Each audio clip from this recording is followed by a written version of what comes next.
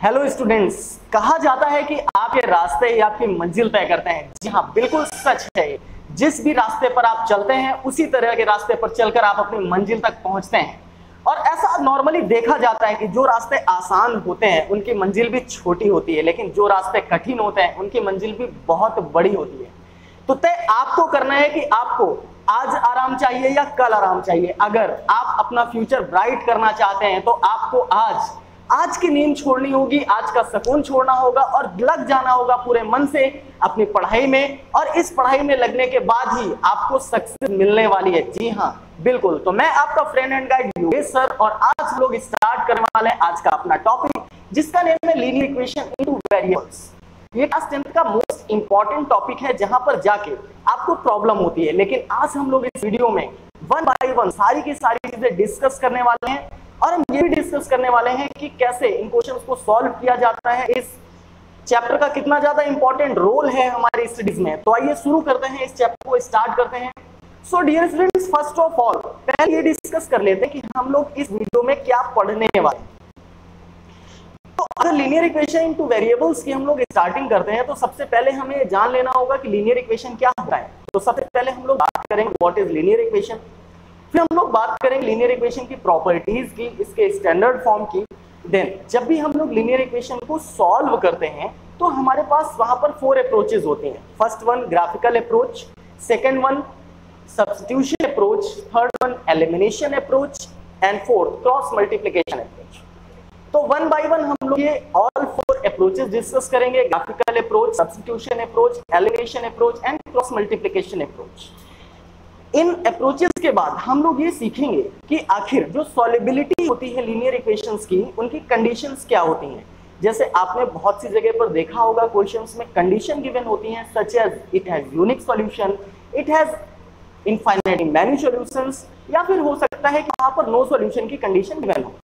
तो ऐसी कंडीशंस पर हम कैसे उन क्वेश्चंस को सॉल्व करते हैं, या फिर वहां पर कौन से ऐसे क्राइटेरियाज हैं जो अप्लाई किए जाते हैं, हम लोग आज की वीडियो में ये भी डिस्कस करने वाले हैं।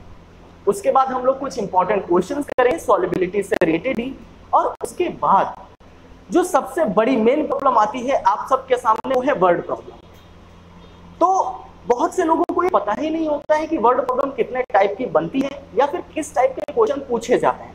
तो आज हम लोग ये भी डिस्कस करने वाले हैं कि कहां से वर्ड प्रॉब्लम के क्वेश्चन जनरेट होने हैं, और ये भी डिस्कस करने वाले हैं कि वो क्वेश्चन किस टाइप के आने वाले हैं। तो फर्स्ट ऑफ ऑल अपने दिमाग में बात रखिए कि यहाँ पर जो लीनियर इक्वेशन का टॉपिक है वो आपके लिए बहुत ही ज्यादा इंपॉर्टेंट होने वाला है। तो चलिए स्टार्ट कर रहे हैं आज का टॉपिक। तो सबसे पहले हम लोग बात करेंगे लीनियर इक्वेशन की, कि लीनियर इक्वेशन है क्या। लीनियर इक्वेशन कहाँ से आया होगा। लीनियर इक्वेशन आता है लीनियर पॉलिनोमियल से। पॉलिनोमियल आपने पढ़ रखा है। लीनियर का मतलब होता है जहां पर वेरिएबल टर्म की पावर होती है 1, यानी डिग्री होगी 1, वही होता है आपका लीनियर पॉलिनोमियल। और जब आप उसे किसी चीज के इक्वल इक्वेट करा देते हो तो वो बन जाता है लीनियर इक्वेशन। चलिए अब टू वेरिएबल का मतलब हो गया कि वहां पर जो नंबर ऑफ वेरिएबल्स होंगे वो होंगे 2। सच एज अगर एग्जांपल दिया जाए, लीनियर इक्वेशन क्या हो जाएगा टू वेरिएबल का, x प्लस वाई प्लस कोई भी टर्म ले लीजिए 8 इज इक्वल टू 0। अगर आप यहाँ पर देखें तो देखिए 1 वेरिएबल 2 वेरिएबल, बिल्कुल, और ये लीनियर इक्वेशन है। तो इसी टाइप से आपको लीनियर इक्वेशंस देखने को मिलने वाले हैं। जी हाँ, और इसी टाइप के इक्वेशंस को हम लोग यहाँ पर डिस्कस करने वाले हैं। तो फर्स्ट ऑफ ऑल चलिए आइए जानते हैं लीनियर इक्वेशन इनटू वेरिएबल्स में आपको यहाँ पर पढ़ने हैं पेयर ऑफ लीनियर इक्वेशंस। और उस कंडीशन में आपको जो फर्स्ट इक्वेशन गिवन होगा उसका फॉर्मेट होगा a1x plus b1y plus c1 is equal to 0। यहाँ पर x एंड y वेरिएबल्स हैं, a1 b1 c1, ये सारे के सारे कांस्टेंट टर्म्स हैं। a1 हो गया आपका x का कोफिशिएंट, b1 हो गया y का कोफिशिएंट, और c हो गया आपका कांस्टेंट टर्म।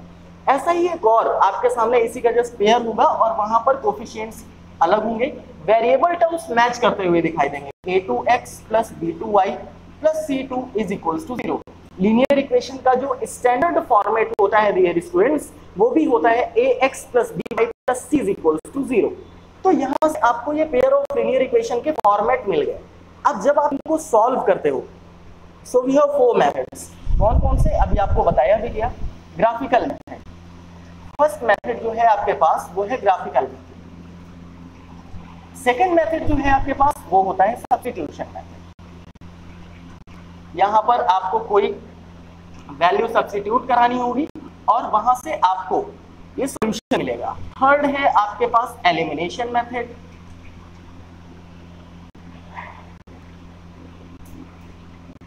एंड फोर्थ है आपके पास क्रॉस मल्टीप्लिकेशन मेथड। देखिए क्रॉस मल्टीप्लिकेशन का क्वेश्चन आपके एग्जाम में पहले पूछा जाता था और अब ये बिल्कुल भी नहीं पूछा जाने वाला है, लेकिन आपको ये पढ़ना है बहुत ही ध्यान से।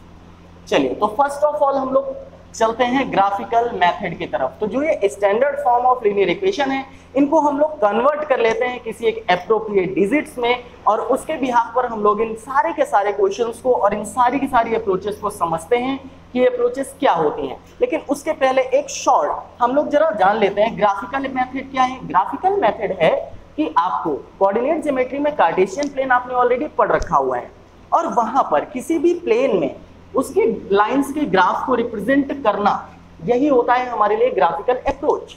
सब्स्टिट्यूशन मेथड, इन सब्स्टिट्यूशन मेथड हमें एक इक्वेशन से वैल्यू सब्स्टिट्यूट करानी होगी in other equation.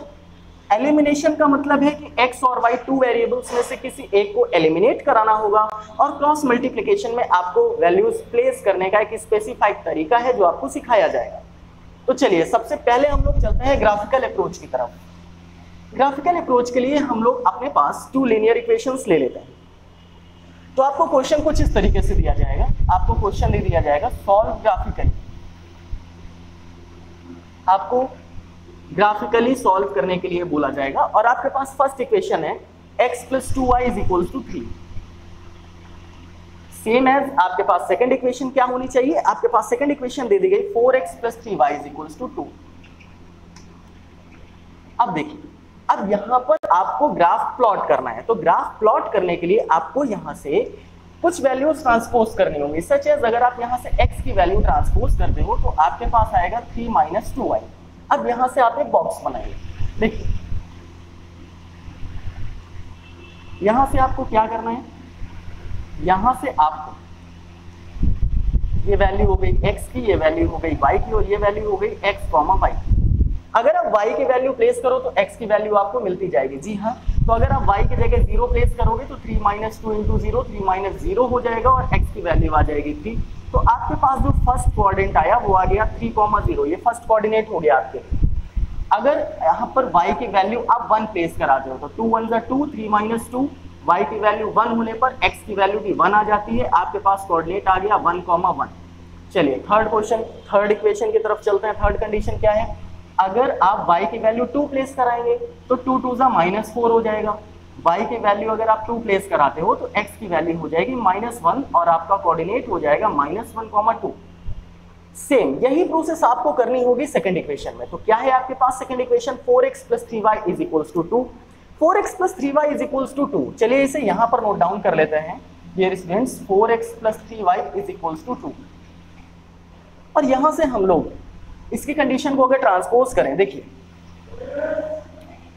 3y = 2 - 4x, y = 2 - 4x/3। इसके लिए भी एक बॉक्स, और इसके लिए भी आपको यहाँ पर सेम एज एक बॉक्स बनाना होगा और वहां पर वैल्यूज प्लेस करानी होंगी। तो चलिए डियर स्टूडेंट्स, यहाँ पर आपने ये बॉक्स ड्रॉ कर लिया है। यहाँ पर आपको x वेरिएबल की वैल्यू प्लेस करनी है, y वेरिएबल की वैल्यू आपको मिलेगी, और वहीं से बनेंगे आपके कोऑर्डिनेट्स। जी हाँ, x, y। चलिए तो यहाँ पर x की वैल्यू आप क्या प्लेस करा सकते हो, आपको कोई ऐसी वैल्यूज प्लेस करानी है जिससे आपको होल वैल्यू मिल जाए। तो यहाँ पर प्लेस कराते हैं -4। तो -4 × -4 हो जाएगा +16, 16 + 2 हो जाएगा 18। तो देखिए x की वैल्यू आपने -4 प्लेस कराई, जिससे हो गया 18/3, और 18/3 की वैल्यू होती है 6। तो फर्स्ट कोऑर्डिनेट आपको मिल गया -4, 6। चलिए सेकंड कंडीशन में x की वैल्यू आप -1 प्लेस करा दीजिए, तो ये हो गया -4, -1, +4, +4 + 2 +6, 6/3, ये मिल गया आपको 2। तो ये कोऑर्डिनेट हो गया आपके पास 1, 2। थर्ड कंडीशन में आप x की जगह प्लेस करा दीजिए 2। तो अगर x की जगह आप 2 प्लेस कराते हैं तो -4 × 2 = -8, -8 + 2 ये हो जाएगा -6, एंड -6/3 आपके पास वैल्यू आ जाएगी -2। तो थर्ड कंडीशन आपको मिल गई 2, -2। तो यहां से आपको ये देखिए ये 3 कोऑर्डिनेट्स मिल गए, और यहां से आपको ये 3 कोऑर्डिनेट्स मिल गए।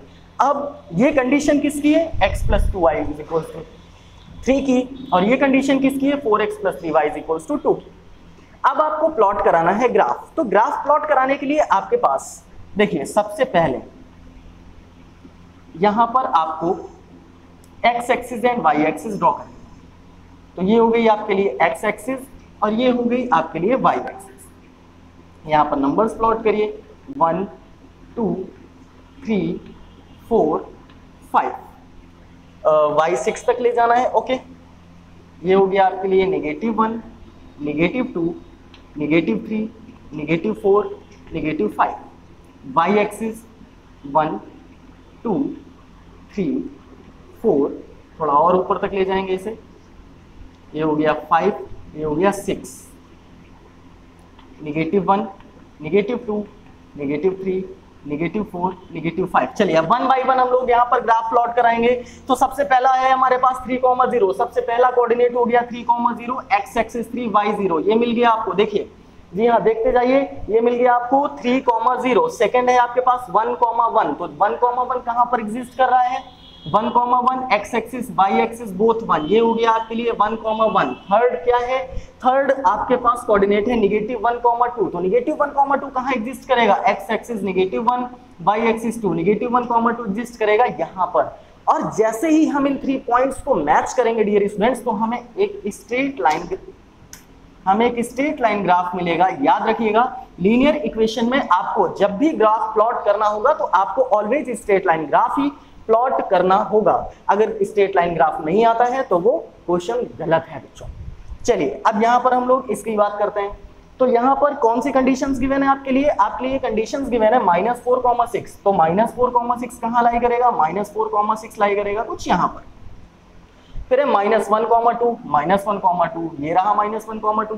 थर्ड कंडीशन क्या है, थर्ड कंडीशन है 2, -2, तो ये हो गया 2 और ये हो गया -2। थर्ड कंडीशन ये हो गई।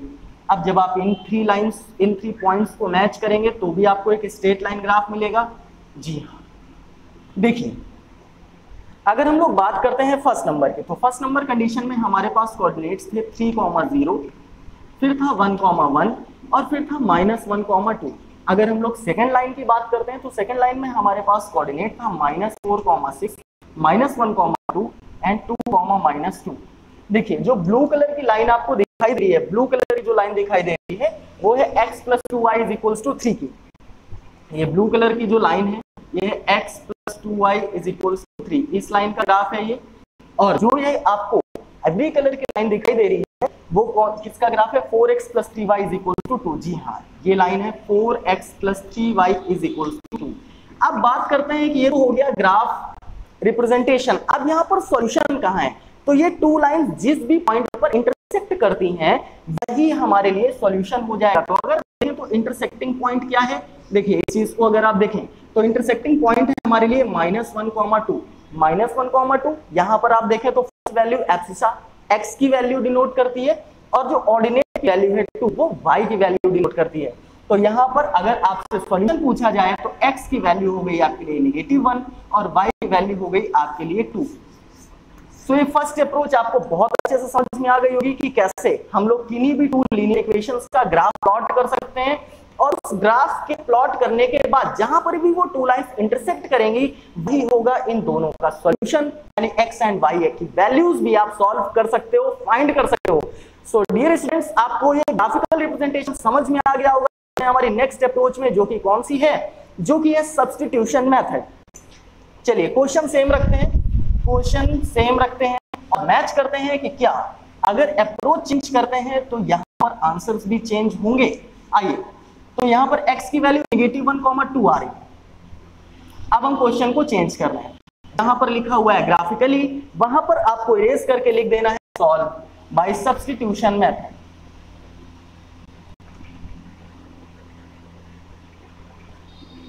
चलिए सब्स्टिट्यूशन मेथड से इसे सॉल्व करेंगे। आपके पास इक्वेशन है 4x + 3y = 2 and x + 2y = 3। अब क्या करना होता है, यहाँ पर किसी भी वन इक्वेशन को आप टारगेट करिए। तो हमने ये टारगेट कर लिया x + 2y = 3। यहां से किसी भी वन वेरिएबल की वैल्यू फाइंड करिए in the terms of others. तो अगर यहां से आप x की वैल्यू फाइंड करते हो तो आपके लिए हो जाएगा 3 - 2y। ठीक है, ये मिल गया। अब ये हो गया आपके लिए इक्वेशन 1, ये हो गया आपके लिए इक्वेशन 2।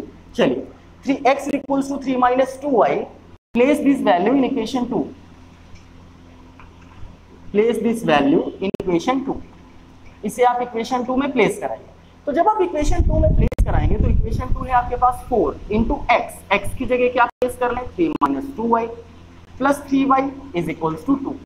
आगे जब हम सॉल्व कराएंगे 4 3 हो गया 12 minus 4 2 8y plus 3y is equals to 2। यहाँ पर आप देखिए y वेरिएबल की वैल्यू आपको फाइंड होती दिखाई दे रही होगी, जी हाँ, माइनस 8y प्लस 3y ये हो गया माइनस 5y, 12 अगर आप ट्रांसपोज करते हैं नेगेटिव साइन का जाएगा, वैल्यू हो जाएगी नेगेटिव 10 और y की वैल्यू आ गई आपके पास 2। और जैसे ही y की वैल्यू 2 आ जाती है इसे आप वापस से प्लेस करा दीजिए आपके रिलेशन में। तो x की वैल्यू क्या थी 3 माइनस 2y, x की वैल्यू 3 माइनस 2y से लानी थी, y की वैल्यू आप ऑलरेडी फाइंड कर चुके हो 2। तो यहाँ पर अगर x की वैल्यू आप फाइंड करोगे 3 minus 2 multiplied by 2, x is equal to 3 minus 4 और x की वैल्यू आ गई आपके पास -1। एग्जैक्टली आपको सेम आंसर मिल रहा है, सेम आंसर मिल रहा है। इसका मतलब है कि अप्रोचेस चेंज करने से आंसर में किसी भी टाइप का कोई भी डिफरेंस नहीं आना चाहिए। आप किसी भी अप्रोच से क्वेश्चन को सॉल्व करें, ऑलवेज आपको सेम आंसर ही मिलेगा। चलिए, तो ये थी हमारी प्रोसेस सब्स्टिट्यूशन की। सब्स्टिट्यूशन भी आपको समझ में आ गया होगा। क्या करना है, किसी भी इक्वेशन से आपको वैल्यूज डिस्प्लेस करानी है अनदर इक्वेशन में और वहां से आपको किसी भी एक वेरिएबल की वैल्यू फाइंड कर लेनी है और जब आप उस वैल्यू को फाइंड कर लोगे तो सेकंड इक्वेशन में वो चीज प्लेस करा देनी है। चलिए अब हम लोग चलते हैं अपने नेक्स्ट मेथड की तरफ, जो ये है हमारे लिए एलिमिनेशन मेथड। चलिए, एलिमिनेशन मेथड क्या कहता है, एलिमिनेशन मेथड देखते हैं। अब हम लोग आफ्टर सब्स्टिट्यूशन क्या देखने वाले हैं, अब हम लोग देखने वाले हैं एलिमिनेशन मेथड।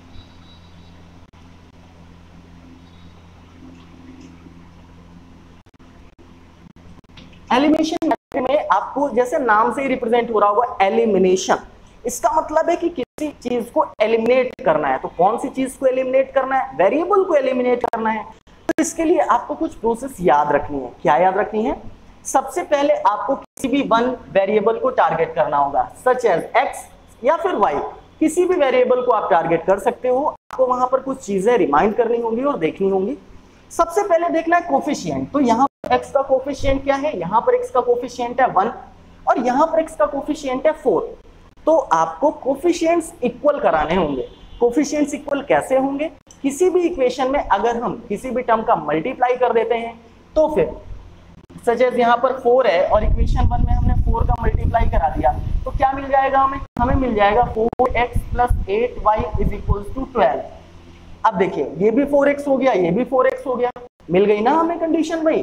तो अब जब ये बोथ 4x हो गए तो आप देखिए 1 को जब आपने सॉल्व किया तो आपको ये मिल गया 4x plus 8y is equal to 12। Second equation आपके पास है 4x plus 3y is equal to 2। अब जब दोनों के कोफिशिएंट्स इक्वल हो जाएं तो आपको देखना है कि दोनों पॉजिटिव हैं, दोनों नेगेटिव हैं या फिर दोनों अपोजिट साइन के हैं। तो अगर दोनों का साइन इक्वल है तो आप उन्हें सब्ट्रैक्ट करा दीजिए, अगर दोनों का साइन अपोजिट है तो आप उन्हें ऐड करा दीजिए। तो यहां पर अब ये हो गया आपके लिए इक्वेशन नंबर 1, ठीक है। तो ये हो गया इक्वेशन नंबर 1, ये हो गया इक्वेशन नंबर 2। यहां पर आप क्या करा दीजिए, सब्ट्रैक्ट इक्वेशन 2 फ्रॉम इक्वेशन 1। आप इक्वेशन 1 से इक्वेशन 2 को सब्ट्रैक्ट करा दीजिए। तो इक्वेशन 1 है आपके पास 4x plus 8y is equal to 12। Equation 2 है आपके पास 4x plus 3y is equal to 2। Negative negative negative ये वैल्यूज कैंसिल आउट हो गई। 8 माइनस 3 ये हो गया आपके लिए 5y is equal to 10। y की वैल्यू आ गई आपके पास 2। और जैसे ही y की वैल्यू आ गई तो आप y की वैल्यू कहाँ प्लेस करा दीजिए, इक्वेशन 2 में प्लेस करा दीजिए। जी हाँ, तो ये हो जाएगा 4x plus 3 multiplied by 2 is equal to 2। 4x plus 3 2 6 is equals to 2। 4x is equals to अगर 6 आप ट्रांसपोज करते हैं तो नेगेटिव साइन का रहेगा और देगा नेगेटिव 4x की वैल्यू आ जाएगी आपके पास -1। तो अगर आप देखें तो इस अप्रोच से भी डियर स्टूडेंट आपके पास क्या आंसर आ रहा है, आपके पास आंसर आ रहा है x की value -1 and y is equals to 2। तो आपने देखा ग्राफिकल अप्रोच हो, चाहे वो सब्स्टिट्यूशन हो या फिर एलिमिनेशन हो, सारे के सारी अप्रोचेस से आपको आंसर सेम ही मिल रहा है। तो एलिमिनेशन मेथड में आपने क्या देखा कि आपके पास कोई भी 2 इक्वेशंस होंगे, वहां पर सबसे पहले आपको कोफिशिएंट इक्वल कराने हैं। और कोफिशिएंट इक्वल कैसे कराने होंगे, किसी भी क्वांटिटी का मल्टीप्लाई करा के जिसकी रिक्वायरमेंट हो, जो रिक्वायर्ड क्वांटिटी हो उसका मल्टीप्लाई कराना है। जब आपके पास कोफिशिएंट्स इक्वल हो जाएंगे देन अगर साइन इक्वल होते हैं तो आपको सब्ट्रैक्शन कराना है, साइन अपोजिट होते हैं तो आपको एडिशन कराना है। देयर आफ्टर आपको किसी एक वेरिएबल की वैल्यू फाइंड हो जाएगी और कोई एक वेरिएबल एलिमिनेट हो जाएगा। जब y या फिर x की वैल्यू आपके पास आएगी तो आप नेक्स्ट वेरिएबल की वैल्यू भी इजीली फाइंड कर सकते हैं। चलिए अब हम लोग चलते हैं हमारी नेक्स्ट अप्रोच में जो कि है क्रॉस मल्टीप्लिकेशन मेथड। चलिए आइए चलते हैं क्रॉस मल्टीप्लिकेशन मेथड की तरफ। तो अब आपके पास क्वेश्चन है solve by cross multiplication method.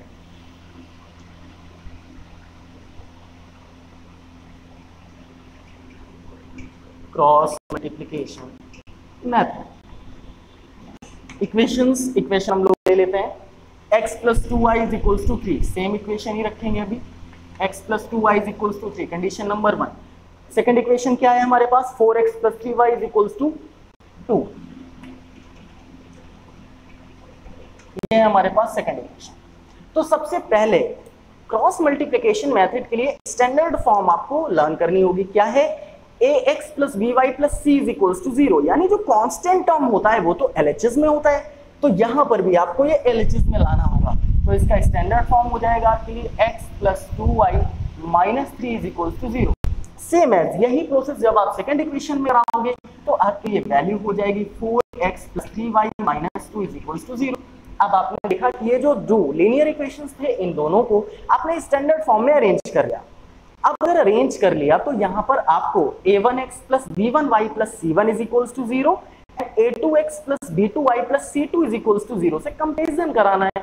तो जब आप कंपैरिजन कराओगे तो यहां से a1 की वैल्यू मिल गई आपको 1, b1 की वैल्यू 2, c1 की वैल्यू -3। यहां से आपको क्या वैल्यूज मिलेंगी, a2 हो गया आपके लिए 4, b2 हो गया आपके लिए 3, c2 हो गया आपके लिए -2। देखिए x का कोफिशिएंट a1, y का कोफिशिएंट b1 और कांस्टेंट टर्म हो गया c1। x का कोफिशिएंट a2, y का कोफिशिएंट b2, कांस्टेंट टर्म हो गया आपके लिए कांस्टेंट c2। अब जब भी आपको x की वैल्यू फाइंड करनी होगी तो यहां पर आपको एक फॉर्मूला लर्न करना है, y की वैल्यू फाइंड करनी होगी तो आपको एक फॉर्मूला लर्न करना है। कहां से आया ये हम लोगों ने प्रीवियस वीडियोस में डिस्कस किया भी हुआ है। तो चलिए यहां पर x की वैल्यू के लिए आपको अप्लाई करना होगा b1 c2 - b2 c1 upon a1 b2 - a2 b1। चलिए वैल्यूज प्लेस कराइए। x = b1 की वैल्यू है आपके पास 2, c2 की वैल्यू है आपके पास -2, माइनस b2 की वैल्यू है आपके पास 3, c1 की वैल्यू है आपके पास -3 अपॉन a1 हो गया 1, b2 हो गया आपके लिए 3 माइनस a2 हो गया 4 और b1 हो गया आपके लिए 2। x = 2 2 ज़ा -4 माइनस माइनस प्लस 3 3 ज़ा 9 3 1 ज़ा 3 -4 2 ज़ा 8। तो यहाँ से आपके लिए x की वैल्यू क्या हो जाएगी, -4 + 9 ये हो गया -5, 3 - 8 ये हो गया +5, 3 - 8 ये हो गया -5, 5 इज कैंसिल विद 5, x की वैल्यू हो गई आपके लिए -1। चलिए अब जैसे आपने x वेरिएबल की वैल्यू फाइंड की है सेम एज उसी तरह आपको y वेरिएबल की भी वैल्यू फाइंड आउट करनी है। तो y का फॉर्मूला क्या है आपके लिए, y का फॉर्मूला है c1a2 - c2a1 upon a1b2 - a2b1। चलिए जब सॉल्व करेंगे तो क्या हो जाएगा, c1 की वैल्यू है आपके पास -3, देखिए ये हो गया -3, a2 की वैल्यू है आपके पास 4 माइनस c2 की वैल्यू है -2 और a1 की वैल्यू है आपके पास 1। ये सारी की सारी वैल्यूज आपने प्लेस करा दी। a1 की वैल्यू है आपके पास 1, b2 है आपके लिए 3 माइनस a2 है आपके लिए 4 और b1 है आपके लिए 2। ये वैल्यूज प्लेस कराइए। y की वैल्यू क्या हो गई, 4 3 ज़ा 12 negative sign, minus minus plus हो गया 2 हो गया, 3 1 ज़ा 3 माइनस 4 2 ज़ा 8। y की वैल्यू क्या हो जाएगी, -12 + 2 ये हो जाएगा आपके लिए -10 अपॉन यहाँ से हो गया -5, नेगेटिव से नेगेटिव साइन कैंसिल, 10/5। तो यहाँ से आपको y की वैल्यू मिल जाएगी 2। देखिए y की वैल्यू 2 मिल गई और x की वैल्यू आपने -1 फाइंड रखी है। तो आपने देखा इन सारी की सारी अप्रोचेस से आपको सारी वैल्यूज इक्वल मिल रही है। x की वैल्यू -1 मिल रही है, y की वैल्यू 2 मिल रही है और इन क्वेश्चन से आपको कितनी सारी चीजें क्लियर हुई होंगी। चलिए इन क्वेश्चन से आपको अब तक क्लियर हो गया होगा कि आखिर graphical approach, elimination, substitution and cross multiplication के क्वेश्चंस को कैसे सॉल्व किया जाता है। तो यहाँ पर ये सारी चीजें आपने सीख ली हैं। अब हम लोग अगर आगे बढ़ें तो अब हमें क्या सीखना है। तो सबसे पहले इन क्वेश्चंस का एक एप्लीकेशन जरूरी है। तो हमारे साथ कॉपी पेन उठाइए और चलिए एक क्वेश्चन को सॉल्व करते हैं, क्योंकि आपके एग्जाम में जो क्वेश्चन पूछा जाएगा वो सेम एज ऐसे ही पूछा जाएगा। तो चलिए क्वेश्चन है आपके लिए। तो यहाँ पर फर्स्ट इक्वेशन है आपके पास 3x + 2y = 4 and 2x - 3y = 7, और आपसे बोल दिया जाएगा कि इस क्वेश्चन को substitution as well as elimination से आपको सॉल्व करना है। तो अगर हम लोग यहाँ पर सब्स्टिट्यूशन की अप्रोच अप्लाई करते हैं तो क्या कहती है हमारी अप्रोच? हमारी अप्रोच कहती है कि हमारे पास जो फर्स्ट इक्वेशन है वहां से एक वैल्यू डिस्प्लेस करानी है। तो यहाँ से अगर आप 2y की वैल्यू देखें तो 4 - 3x हो जाएगी, y की वैल्यू हो जाएगी आपके पास 4 - 3x/2, और ये वैल्यू आपको प्लेस करा देनी है इक्वेशन नंबर 1। आइए प्लेस कराते हैं। जहां पर भी आपको y दिखाई दे रहा है वहां पर 4 - 3x/2 प्लेस करा दें। 2x - 3, जी हाँ, y की वैल्यू आपको प्लेस करानी है क्या? 4 - 3x/2 प्लेस कराते हैं। 4 - 3x/2, अगर हम लोग डिनोमिनेटर का 2 यहाँ से हटाते हैं तो ये हो जाएगा 4x - 3 मल्टीप्लाइड बाई 4 - 3x = 14। आगे सॉल्व करिए तो ये हो गया 4x - 4 × 3 = 12 + 3 × 3 = 9x = 14। 9x + 4x ये हो जाएगा 13x। अगर 12 ट्रांसपोज करेंगे तो पॉजिटिव होगा और ये बना देगा 26। x की वैल्यू आपके पास आ गई 2। x की वैल्यू अगर आपके पास 2 आ जाती है तो यहाँ पर x की वैल्यू प्लेस कराइए। y = 4 - 3 multiplied by 2 upon 2, y = 4 - 3 2 = 6/2, y = -2/2, और यहां से अगर आप देखें तो y की वैल्यू आपको मिल गई -1। अगर हम लोग इस क्वेश्चन को सब्स्टिट्यूशन से सॉल्व कर रहे हैं तो ये आंसर मिल रहा है। अगर हम लोग इसको एलिमिनेशन से सॉल्व करते हैं तो क्या यही आंसर मिलेगा? जी हाँ, बिल्कुल यही आंसर मिलेगा, लेकिन हमारी अप्रोच क्या हो जाएगी? अप्रोच चेंज हो जाएगी। तो आइए इस क्वेश्चन को स्टूडेंट्स हम लोग सॉल्व करते हैं by the process of elimination. Substitution आपको क्लियर हो गया होगा। अब तक सारे के सारे डाउट्स आपके क्लियर हो चुके होंगे रिलेटेड टू सब्स्टिट्यूशन मेथड। आइए अगर इस क्वेश्चन को हम लोग एलिमिनेशन से सॉल्व करें तो सबसे पहले यहाँ पर x का कोफिशिएंट है 3 और यहाँ पर x का कोफिशिएंट है 2।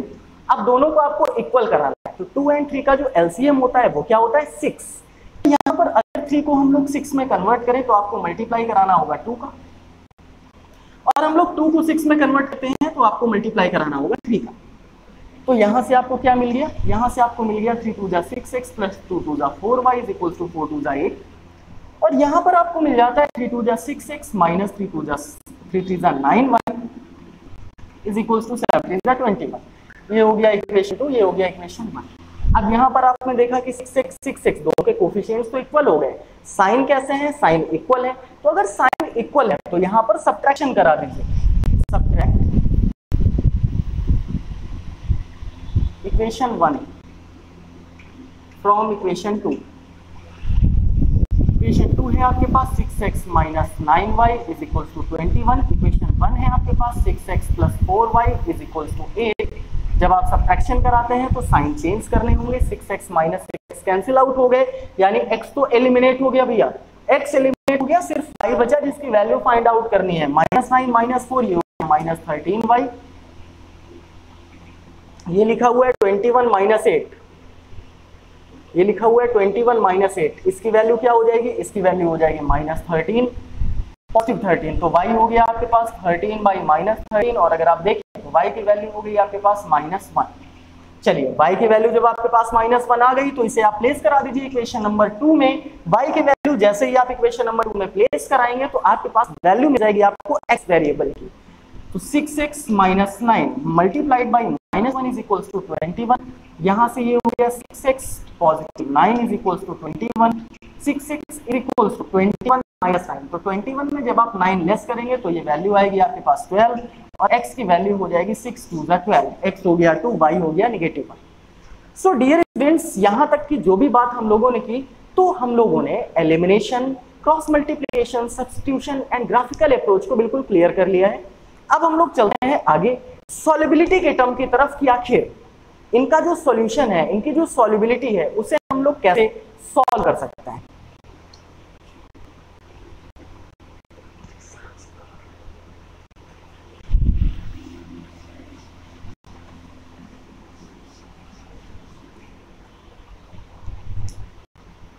तो डियर स्टूडेंट्स, अब हम लोग चलते हैं कंडीशन ऑफ सॉल्युबिलिटी। तो यहाँ पर जो कंडीशंस ऑफ सॉल्युबिलिटी है उसके टर्म को हम लोगों ने डिवाइड किया हुआ है 3 terms. Conditions of solubility of linear equation. चलिए 3 टर्म्स में कौन कौन से टर्म्स हैं? कंडीशन नंबर 1, सबसे पहला जो टर्म बनता है वो बनता है यूनिक सॉल्यूशन। अगर आपके पास कहीं पर भी लीनियर इक्वेशंस हैं तो या तो उनका यूनिक सॉल्यूशन होगा और क्या हो सकता है, सेकंड कंडीशन बनती है या तो इनफाइनाइटली मैनी सॉल्यूशंस, बहुत सारे सॉल्यूशंस पॉसिबल है,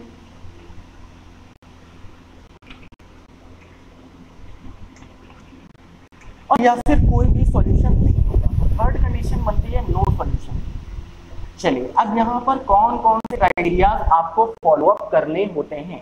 तो आपको पता है कि हमारे पास जो लीनियर इक्वेशन का फॉर्मेट है, तो आपके पास 2 लीनियर इक्वेशंस हो गए। फर्स्ट हो गया a1x plus b1y plus c1 is equals to 0 and second हो गया आपके पास a2x plus b2y plus c2 is equals to 0। अब अगर इन दोनों के बीच कोई यूनिक सॉल्यूशन होगा तो यहाँ पर याद रखना है आपको a1 अपॉन a2 का जो रेशियो होगा वो b1 का जो रेशियो होगा वो b1 अपॉन b2 के इक्वल नहीं होगा। जी हाँ, आपको याद रखना है a1 अपॉन a2 का जो रेशियो होगा वो b1 अपॉन b2 के इक्वल नहीं होगा। सेकंड कंडीशन क्या कहती है? Infinitely many solutions. तो इसके लिए कौन सा क्राइटेरिया फॉलो होगा? ये तभी पॉसिबल है if a1 upon a2 is equals to b1 upon b2 is equals to c1 upon c2। यानी सारे के सारे हमारे जो कोफिशिएंट्स एंड कांस्टेंट टर्म्स हैं उनका जो रेशियो है वो इक्वल होना चाहिए। थर्ड कंडीशन बनती है नो सॉल्यूशन की। नो सॉल्यूशन कब होगा? Only and only if a1 upon a2 is equals to b1 upon b2 but does not is equals to c1 upon c2। जहां पर a1 upon a2 is equals to तो हो b1 upon b2 के, लेकिन constant term के equal ना हो। तो ये सारे के सारे क्राइटेरियाज आपको याद रखने होंगे, रिमाइंड करने होंगे। ठीक है, एक बार फिर से यूनिक सॉल्यूशन की कंडीशन क्या कहती है? a1 upon a2 does not is equals to b1 upon b2। Infinitely many solutions की कंडीशन क्या कहती है? a1 upon a2 is equals to b1 upon b2 is equals to c1 upon c2। No solution की condition क्या कहती है? a1 upon a2 is equals to b1 upon b2 but does not is equals to c1 upon c2। चलिए अब इसी से related हम लोग कुछ क्वेश्चन सॉल्व करते हैं और हम ये भी जानते हैं कि किस टाइप के क्वेश्चंस यहाँ से आते हैं, किस टाइप के क्वेश्चंस बनते हैं। चलिए नेक्स्ट क्वेश्चन क्या कहता है हमारे, नेक्स्ट क्वेश्चन क्या कहता है हमारे लिए। अब आपके सामने एक क्वेश्चन है और उस क्वेश्चन में आपसे कहा गया है find the value of k।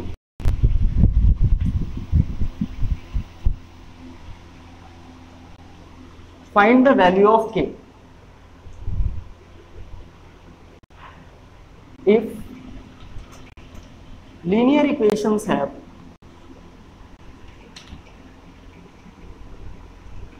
infinite number of solutions।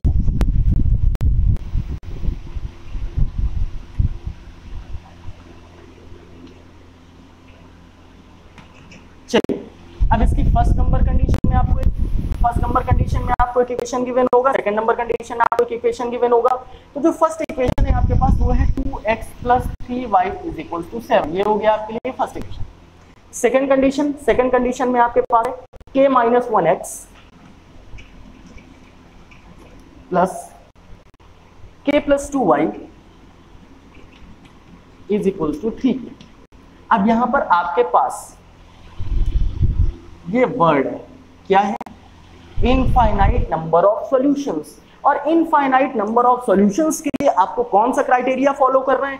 आपको क्राइटेरिया फॉलो करना है a1 upon a2 is equals to b1 upon b2 is equals to c1 upon c2। ये क्राइटेरिया आपको फॉलो करना है। तो अगर आप देखें यहाँ से तो आपके पास क्या वैल्यूज हो गई? आपके पास a1 की वैल्यू हो गई 2, b1 की वैल्यू हो गई 3 और c1 ट्रांसपोज हो जाएगा, हो गया -7। यहाँ से क्या वैल्यूज होंगी? यहाँ से a2 की वैल्यू हो गई आपके पास k माइनस 1, b2 की वैल्यू हो गई आपके पास k प्लस 2, c2 की वैल्यू हो गई आपके पास -3k।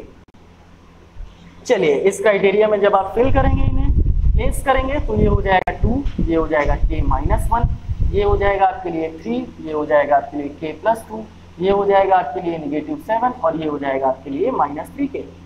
चलिए अब आप किन्हीं भी वैल्यूज को इक्वल करा के सॉल्व कर लीजिए तो k की वैल्यू मिल जाएगी आपको।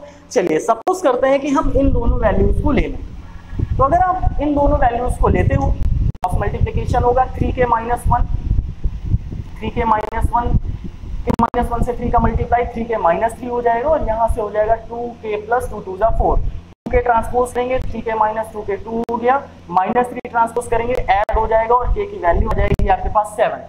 क्या और किसी क्राइटेरिया से भी यही वैल्यू आती अगर हम किन्हीं अदर वैल्यूज को लेते हैं? जी हाँ बिल्कुल, अब की बार हम लोग इन दोनों वैल्यूज को ले लेते हैं तो क्या हो जाएगा, तो ये हो जाएगा 3/k + 2 = नेगेटिव नेगेटिव कैंसिल हो गया, ये हो गया 7/3k, 3 3 9k = 7k + 7 2 14, 9k - 7k = 14, 9k - 7k 2k = 14। और अगर आप देखें तो यहाँ से भी k की वैल्यू क्या आ रही है 7। तो आप किसी भी टर्म को फॉलो अप कर सकते हैं, वहां से आपको k की वैल्यू मिल जाएगी। लेकिन आपको याद क्या रखना है कि आपके पास कौन सी कंडीशन गिवन है। तो यहाँ पर हमारे पास कंडीशन गिवन थी इनफाइनाइट नंबर ऑफ सॉल्यूशंस की, और उसका क्राइटेरिया क्या था, a1/a2 = b1/b2 = c1/c2। So I hope कि आपको ये क्वेश्चन बहुत ही अच्छे से समझ में आ गया होगा। चलिए नेक्स्ट क्वेश्चन करते हैं और कॉपी पेन आप लेकर के बैठिए, हमारे साथ सॉल्व करिए नेक्स्ट क्वेश्चन नेक्स्ट क्राइटेरिया का। क्या कहता है नेक्स्ट क्वेश्चन? नेक्स्ट क्वेश्चन कहता है हमारे लिए find the value of k if linear equations have find the value of k if linear equations have no solution। अब इस बार आपसे बोल दिया गया है कि यहाँ पर कौन सी कंडीशन है, नो सॉल्यूशन की कंडीशन, और आपके पास लीनियर इक्वेशंस हैं 8x + 5y = 0 and second condition है आपके पास kx + 10y = 15, kx + 10y = 15। चलिए सबसे पहले तो आप इनका कंपैरिजन कराइए standard form of linear equation से, और वहां से आपको a1 b1 c1 and a2 b2 c2 की वैल्यूज मिलेंगी।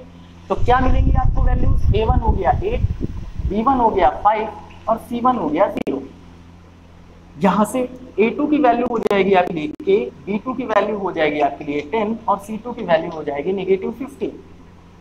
अब आपसे क्या कहा गया है, आपसे कहा गया है नो सॉल्यूशन। तो नो सॉल्यूशन में कौन सा क्राइटेरिया फॉलो अप करना है, नो सॉल्यूशन के लिए a1/a2 = b1/b2 but does not = c1/c2। Values place कराते हैं a1/a2 8/k, b1/b2 5/10, does not = की कंडीशन को यहाँ पर छोड़ेंगे। इन दोनों को आप जब लोगे तो 5 × k ये हो गया 5k = 10 × 80 और यहाँ से k की वैल्यू आ गई आपके पास 16। तो सबसे पहली चीज आपको बस ये ध्यान देना है कि यहाँ पर कौन सी कंडीशन आपसे कही जा रही है, क्या वो इनफाइनाइटली मैनी सॉल्यूशंस की है या वो नो सॉल्यूशंस की है, या फिर वहां पर आपसे कहा जा रहा है यूनिक सॉल्यूशन। तो जो भी कंडीशन आपको गिवन हो वो कंडीशन आपको यहाँ पर फॉलो अप करानी होगी। तो अब हम लोग आगे बात करने वाले हैं कि किस टाइप से वर्ड प्रॉब्लम्स बनती हैं।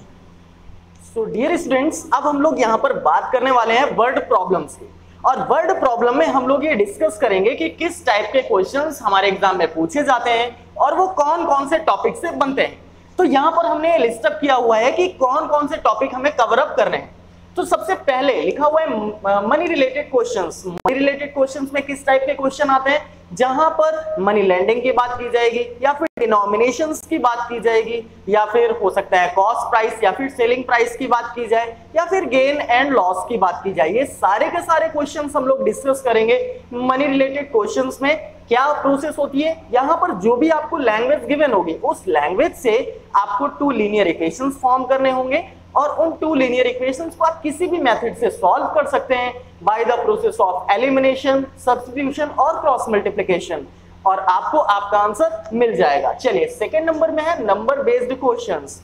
तो नंबर बेस्ड क्वेश्चंस क्या होते हैं, नंबर बेस्ड क्वेश्चंस में हो सकता है कि कोई एक नंबर दे दिया जाए जो 2 डिजिट से मिलकर के बना हो, और उन डिजिट्स का आपस में रिलेशन दे दिया जाता है, such as sum of the digits, product of the digits, या फिर आपसे बोल दिया जाएगा इफ x और y is added to the number it gets reversed, या फिर इसके प्लेस रिवर्स कर जाते हैं। चलिए ऐसे क्वेश्चंस आपको देखने को मिलेंगे नंबर बेस्ड प्रॉब्लम्स में। फ्रैक्शनल क्वेश्चंस भी आते हैं कि अगर न्यूमरेटर एंड डिनोमिनेटर में 2 ऐड कर दिया जाए तो ये इतना हो जाता है, या फिर ये सब्ट्रैक्ट कर दिया जाए तो ये 4/5 हो जाता है। तो न्यूमरेटर एंड डिनोमिनेटर बेस्ड जो क्वेश्चन है वो भी नंबर बेस्ड क्वेश्चंस में ही आते हैं, और ऐसे क्वेश्चंस भी आपके एग्जाम में पूछे जाते हैं। फिर age related questions. Age related नाम से ही आपको पता चल रहा है, एज का क्या मतलब होता है, उम्र। तो उम्र से रिलेटेड, एज से रिलेटेड जो भी क्वेश्चंस होंगे वो हमें डिस्कस करने हैं। आपसे बोल दिया जाएगा A will be 3 times older than B, तो इन दोनों का रिलेशन हो गया ना ये। तो जब रिलेशन हो गया तो ऐसे ही क्वेश्चंस हमें सॉल्व करने होंगे।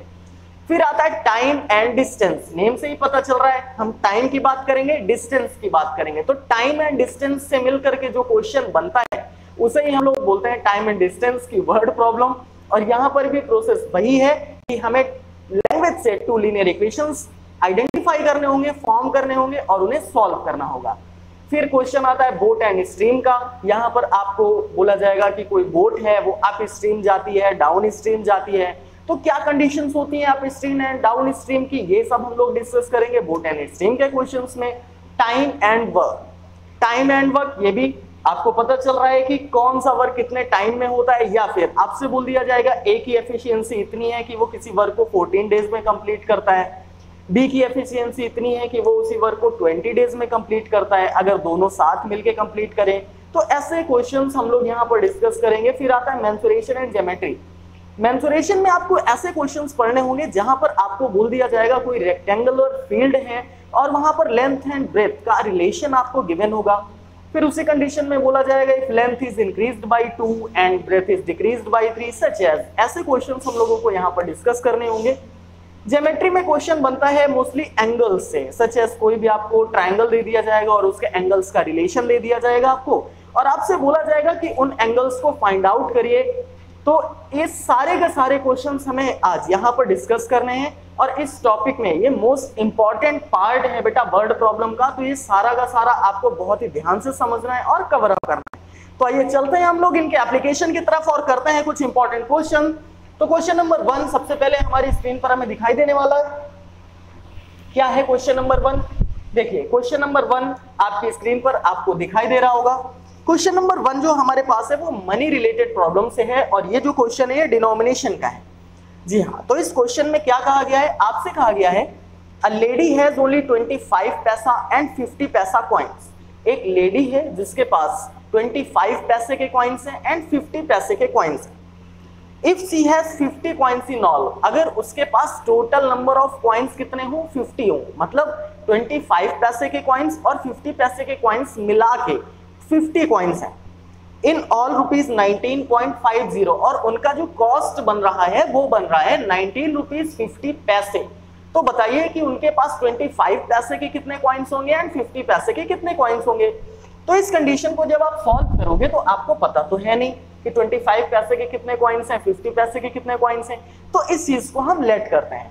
चलिए स्टूडेंट्स, जब लेट करेंगे, लेट नंबर ऑफ 25 पैसा कॉइन, नंबर ऑफ 25 पैसा कॉइन ये हो गया x, same as number of 50 पैसे कॉइन ये हो गया आपके लिए y। अब आपको देखनी है कि कंडीशंस क्या है। तो फर्स्ट कंडीशन क्या है आपके पास, total coins are 50। Total coins are 50 का मतलब 25 पैसा एंड 50 पैसे के कॉइन्स को अगर हम ऐड करें तो नंबर ऑफ कॉइन्स क्या मिलते हैं, हमें 50 मिलते हैं। Okay good. नेक्स्ट कंडीशन में आपसे कहा गया है कि 25 पैसे के कॉइन्स एंड 50 पैसे के कॉइन्स मिला के कितने होते हैं, 19 रुपी 50 पैसे। तो अगर यहाँ पर पैसे की बात की हुई है तो या तो आप इसे रुपीज में कन्वर्ट कर लीजिए या तो टोटल अमाउंट ऑफ मनी को पैसे में कन्वर्ट कर लीजिए। तो हम टोटल अमाउंट ऑफ मनी को पैसे में कन्वर्ट कर लेते हैं। तो 25 पैसे के x कॉइन्स प्लस 50 पैसे के y कॉइन्स मिला के कितने हो जाते हैं, 19 रुपीज 50 पैसे, मतलब 1950 पैसे। सारी के सारे आपने जो भी आपके पास अमाउंट है उसको पैसे में कन्वर्ट कर लिया। चलिए, जब आपने पैसे में कन्वर्ट कर लिया तो क्या आप इसे सिंपलेस्ट फॉर्म में ला सकते हैं? हाँ जी बिल्कुल ला सकते हैं। यहाँ से 25 आपको कॉमन मिल रहा है, तो 25 जब कॉमन लेंगे तो ये हो जाएगा x plus 2y is equals to, देखिए 25 7 जा होता है 175, आपके पास बचा 20 प्लस 0 200, 25 8 जा 200। ये हो गया आपके लिए कंडीशन नंबर 2। अब ये लिखा हुआ है x plus y is equals to 50 और ये लिखा हुआ है x plus 2y is equals to 78। दोनों में अगर आप x का कोफिशिएंट देखें तो इक्वल आ रहा है, यहाँ पर भी 1 है और यहाँ पर भी 1 है। जब कोफिशिएंट्स इक्वल होते हैं वहां पर आपको साइन देखने होते हैं, तो दोनों साइन भी इक्वल आ रहे हैं। जब साइन इक्वल है तो सब्ट्रैक्शन कराते हैं और जब साइन अपोजिट हो तो एडिशन कराते हैं। तो यहाँ पर आप सब्ट्रैक्शन कराएंगे, सब्ट्रैक्ट इक्वेशन 1 फ्रॉम इक्वेशन 2। आपको यहाँ पर इक्वेशन 1 सब्ट्रैक्ट कराना है इक्वेशन 2 से।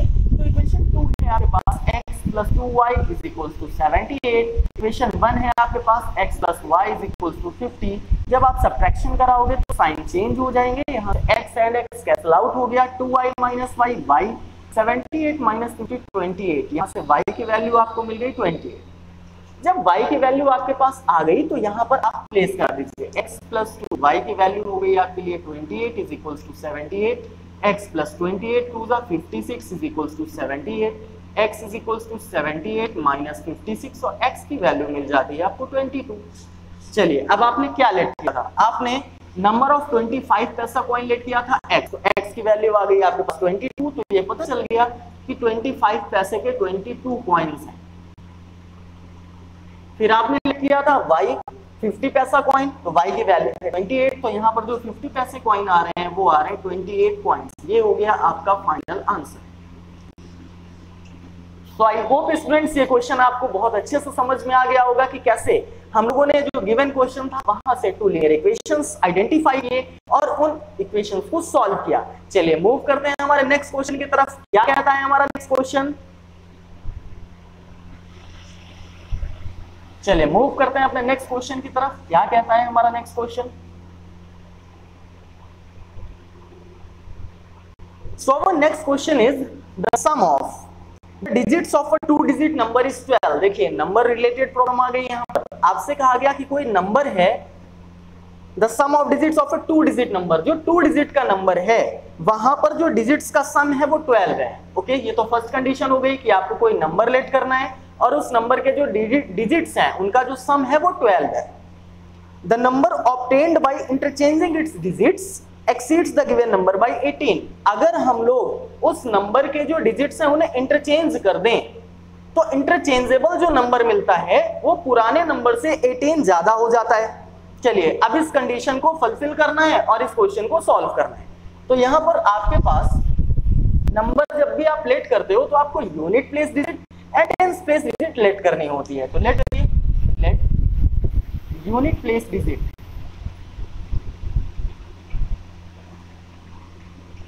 क्या हो जाएगी आपके लिए y, टेंस प्लेस डिजिट क्या हो जाएगी,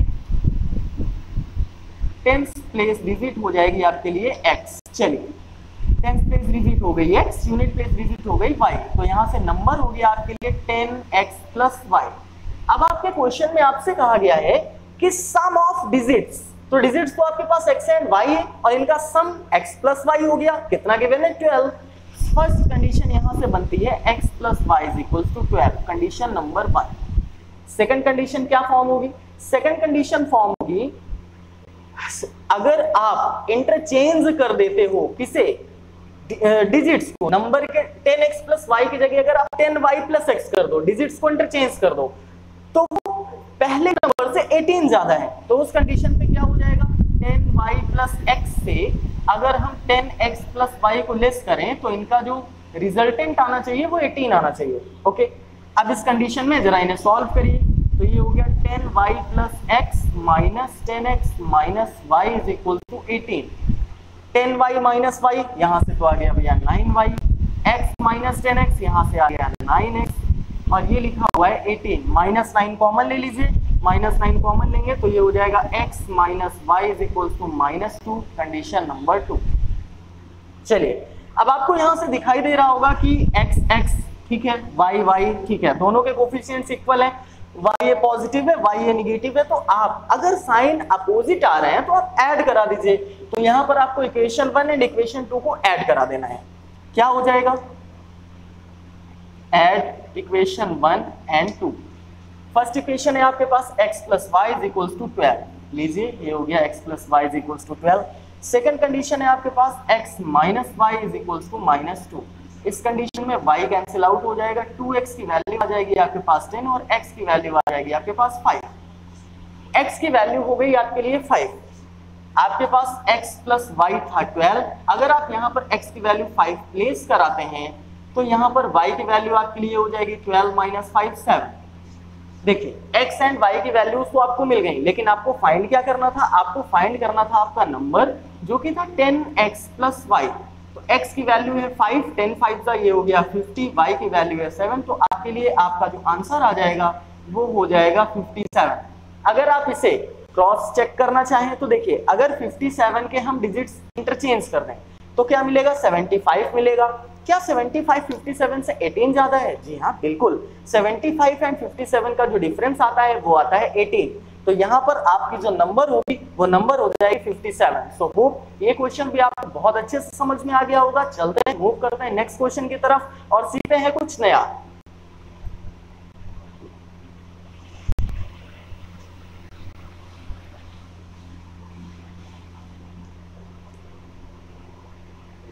चलिए मूव करते हैं नेक्स्ट क्वेश्चन की तरफ और सीखते हैं कुछ नया स्टूडेंट्स। थर्ड नंबर क्वेश्चन में आपसे कहा गया है a part of monthly hostel charge in a college hostel are fixed. आपसे कहा गया है कि कोई हॉस्टल है उसका जो मंथली चार्ज है, हॉस्टल चार्ज रहने का, वो फिक्स है and the remaining depends on the number of days one has taken food in the mess. और एडिशनल चार्ज जो है वो आपकी फूडिंग का है, यानी आप जितने भी दिन मेस में खाना खाते हो उसका एडिशनल चार्ज आपको पे करना होगा।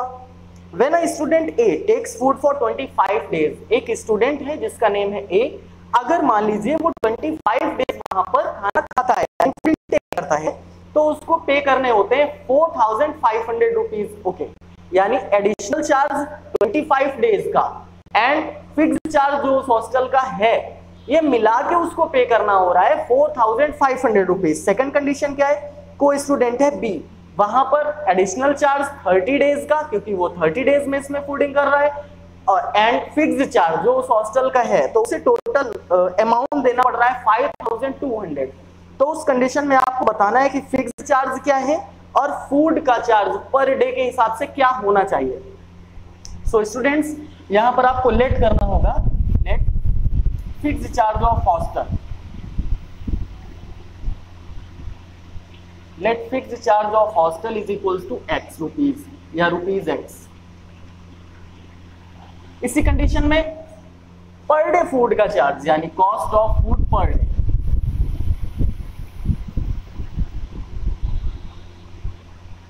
ये आपने लेट कर लिया रुपीज y। अब मान लीजिए आपके पास कोई स्टूडेंट ए है जो गिवन कंडीशन में है, आपसे कहा गया कि फिक्स चार्ज तो उसको पे करना ही करना है, तो फिक्स चार्ज कितना है हमारे पास x, ये तो उसे पे करना ही करना है। फिर उसके बाद उसने फूडिंग कितने दिन की है, 25 डेज, तो 25 डेज अगर वो फूड ले रहा है तो उसको पर डे के हिसाब से y रुपए पे करने होंगे, और यही जो ग्रॉस अमाउंट बनता है वो बनता है 4500। ये हो गई कंडीशन नंबर 1। अच्छा, सेकंड स्टूडेंट के साथ क्या है, सेकंड स्टूडेंट के साथ कहा गया कि उसे फिक्स चार्ज तो देना ही देना है, ठीक है भैया, फिक्स चार्ज उसने भी दे दिया। अब उसने कितने दिन फूड इनटेक किया है, उसने किया है 30 डेज, तो 30 days multiplied by per charge of food equals to, अब उसे कितना पे करना होता है, उसे पे करना होता है डियर स्टूडेंट्स 5200 रुपीज। ये बन गई आपके पास कंडीशन नंबर 2। अब आप यहाँ पर देखें तो क्या दिखाई दे रहा है कि x के जो कोफिशिएंट्स हैं वो इक्वल है, यहाँ पर जो साइन है वो साइन आपके पास इक्वल आ रहा है, तो इक्वल साइन की कंडीशन में आपको सब्ट्रैक्ट कराना होता है। तो अब यहाँ पर आप खुद से लिख लीजिएगा सब्ट्रैक्ट इक्वेशन 2 फ्रॉम इक्वेशन 1, हम यहाँ पर डायरेक्टली सब्ट्रैक्ट कराएं तो यहाँ पर हमने साइन चेंज कर दिए, x से x कैंसिल आउट हो जाएगा, 25y पॉजिटिव है, 30y नेगेटिव है, तो ये आ जाएगा आपके पास -5y, 4500 -5200, ये आ जाएगा आपके पास -700, नेगेटिव से नेगेटिव साइन कैंसिल हो गया, और ये आपके पास आ जाएगा, देखिए 5 1 5 5 4 20, y की वैल्यू आ गई आपके पास 140। अब अगर y की वैल्यू आपके पास 140 आ जाती है तो आप कहीं पर भी प्लेस करा दीजिए। y की वैल्यू अगर आप x + 25y = 4500 में प्लेस कराएंगे तो आपको क्या मिलेगा, x + 25 × 140 = 4500। x प्लस देखिए मल्टीप्लाई कराते हैं, 25 ये 0 तो 0 रहेगा, 25 4 100, 25 1 25, ये हो गया 35 = 45। तो यहाँ से जो x की वैल्यू है वो आ जाएगी आपके पास 1000, x की वैल्यू हो गई 1000 और y की वैल्यू हो गई ₹140। अब आपको फाइंड क्या करना था, आपको फाइंड करना था फिक्स चार्ज। तो जो फिक्स चार्ज था आपने लेट कर लिया था डियर स्टूडेंट्स रुपीज एक्स। तो यहाँ पर x की वैल्यू आपके पास आ चुकी है 1000। तो जो फिक्स चार्ज था वो हो गया ₹1000 पर डे फूड चार्ज। और जो पर डे का फूड चार्ज था वो था ₹y और y की वैल्यू आ चुकी है आपके पास ₹140। तो यहाँ पर ये वैल्यू हो गई आपके लिए ₹140 और ये हो गया आपके लिए फाइनल आंसर। देखिए अगर हम लोग कॉन्सेप्चुअल क्वेश्चंस को पढ़ते हैं तो हम बिल्कुल इजीली कॉन्सेप्ट में सॉल्व कर सकते हैं।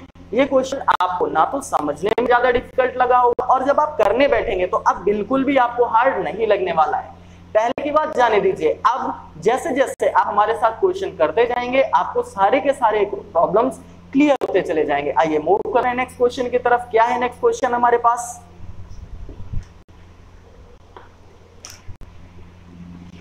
आइए मूव करते हैं नेक्स्ट क्वेश्चन की तरफ। क्या है नेक्स्ट क्वेश्चन हमारे पास?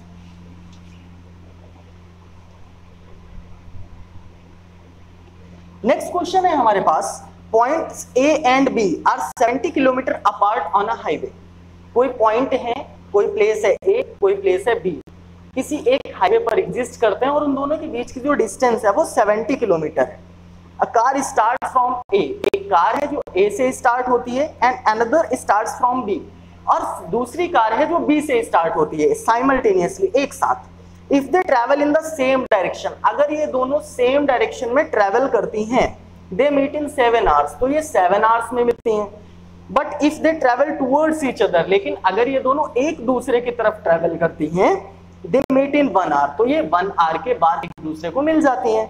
Find the speed of each car, और आपको दोनों कार्स की स्पीड बतानी है। तो फर्स्ट कंडीशन में क्या कहा जा रहा है आपसे? फर्स्ट कंडीशन में आपसे कहा जा रहा है, मान लेते हैं कि ये प्लेस ए है और ये प्लेस बी है, इन दोनों के बीच की जो डिस्टेंस है वो है 70 किलोमीटर। ठीक है, 70 किलोमीटर से इनके बीच की डिस्टेंस है। अब अगर ये दोनों सेम डायरेक्शन में ट्रेवल करेंगी, सेम डायरेक्शन का मतलब एक कार ए से चलना स्टार्ट करती है और ये जा रही है, एक कार बी से चलना स्टार्ट करती है और ये जा रही है। देखिए सेम डायरेक्शन का मतलब दोनों एक ही साइड पर जा रही हैं और जाके दोनों आफ्टर 7 आवर्स यहाँ पर मिल जाती हैं। ठीक है, मीट कर गई। तो अब आप बताइए यहाँ से ए ने कितनी डिस्टेंस ट्रेवल की? यहाँ से ए ने ए से लगा करके इस प्लेस तक की डिस्टेंस ट्रेवल की। बी ने कितनी डिस्टेंस ट्रेवल की? बी से लगा करके यहाँ तक की डिस्टेंस ट्रेवल की। तो अगर ए और बी के दोनों के डिस्टेंसेस का गैप देखा जाए तो क्या हो जाएगा? ए एंड बी के बीच की डिस्टेंस का गैप होगा वो ये 70 किलोमीटर से तो होगा। बिल्कुल समझ में आ रहा है आपको? अब आपको फाइंड करनी है स्पीड। चलिए लेट करते हैं, लेट स्पीड ऑफ, आप लेट कर लीजिए कि पॉइंट ए से कोई कार जा रही है, जो कार है, कार का नेम आप ए दो, कार के नेम दे दो A B. Let speed of car A x kilometre per hour. Same condition speed of car B, ये क्या हो जाएगा आपके लिए? y किलोमीटर पर आवर हो जाएगा। चलिए ए ने कितनी डिस्टेंस ट्रेवल की होगी? अगर दोनों 7 आवर्स में मैच कर रही हैं तो 7 आवर्स तक ए ने कंटिन्यूअसली ड्राइव किया होगा और स्पीड है उसकी x किलोमीटर पर आवर। तो डिस्टेंस का फॉर्मूला क्या होता है? डिस्टेंस का फॉर्मूला होता है स्पीड मल्टीप्लाइड बाय टाइम। तो टाइम लग रहा है आपको 7 आवर्स, स्पीड है आपकी x, तो यहां से डिस्टेंस क्या हो जाएगी? 7x। ओके, अब बी देखिए, बी ने यहां से चलना स्टार्ट किया, उसकी स्पीड है y और टाइम उसे भी लग रहा है 7 आवर्स का। तो बी ने कितनी डिस्टेंस ट्रेवल की होगी? बी ने डिस्टेंस ट्रेवल की होगी 7y, और इन दोनों के बीच का जो डिस्टेंस गैप है वो 70 किलोमीटर है। ए एंड बी की डिस्टेंसेस का जो गैप है वो 70 किलोमीटर है। तो ये बन गई आपके पास फर्स्ट कंडीशन। अगर आप यहां से 7 कॉमन लेना चाहें तो x minus y is equal to 10, ये हो गया आपके लिए इक्वेशन नंबर 1। ना सेकंड कंडीशन में क्या कहा गया है? अब वो दोनों क्या करती हैं? अब ये जो कार ए है, ए प्लेस से कार बी की तरफ चल रही है और बी से कार ए की तरफ चल रही है और किसी पॉइंट पे जाके दोनों के दोनों मिल जाते हैं। और कितने टाइम में मिल जाते हैं? 1 आवर में। इसका मतलब है कि कार ए ने कितनी डिस्टेंस ट्रेवल करी? x उसकी स्पीड है और 1 आवर चली तो x डिस्टेंस ट्रेवल की। y ने कितनी डिस्टेंस ट्रेवल की? y उसकी स्पीड है, 1 आवर चली तो y डिस्टेंस ट्रेवल की। और अगर देखा जाए तो इन दोनों ने मिला के कितनी डिस्टेंस ट्रेवल कर ली? तो ए एंड बी के बीच का गैप 70 किलोमीटर था जो कि 0 हो गया। तो इन दोनों ने मिला के डिस्टेंस ट्रेवल करी है 70 किलोमीटर। तो यहाँ सेकंड कंडीशन क्या हो जाएगी? x plus y is equal to 70। ये हो गई आपके लिए कंडीशन नंबर 2। देखिए अब तो बिल्कुल इजी कॉन्सेप्ट में आपको क्वेश्चन दिखाई दे रहा होगा कि यहाँ से y कैंसिल आउट हो जाएगा, 2x की वैल्यू आ जाएगी आपके पास 80 और x की वैल्यू आ जाएगी आपके पास 40। और जैसे ही x की वैल्यू 40 आ गई तो आपके पास गिवन था x plus y is equal to 70। x plus y is equal to 70, x की जगह आप 40 प्लेस करा दीजिए तो यहाँ से आपको y की वैल्यू मिल जाती है 70 माइनस 40 30। ठीक है, अब आपको x की वैल्यू मिल गई, y की वैल्यू मिल गई, तो बताइए यहाँ से speed of car A x था आपके लिए, तो speed of car A, speed of car A क्या हो जाएगी आपके पास 40 किलोमीटर पर आवर। सेम ऐसे स्पीड ऑफ कार B क्या हो जाएगी आपके लिए, स्पीड ऑफ कार B हो जाएगी आपके लिए 30 किलोमीटर पर आवर। तो ये जो क्वेश्चन था ये था टाइम एंड डिस्टेंस से, और ये क्वेश्चन भी आपको पूरी तरीके से क्लियर हो गया होगा डियर स्टूडेंट्स। आइए चलते हैं, मूव करते हैं अपने नेक्स्ट क्वेश्चन की तरफ और सीखते हैं अनदर टाइप का क्वेश्चन, कुछ नया।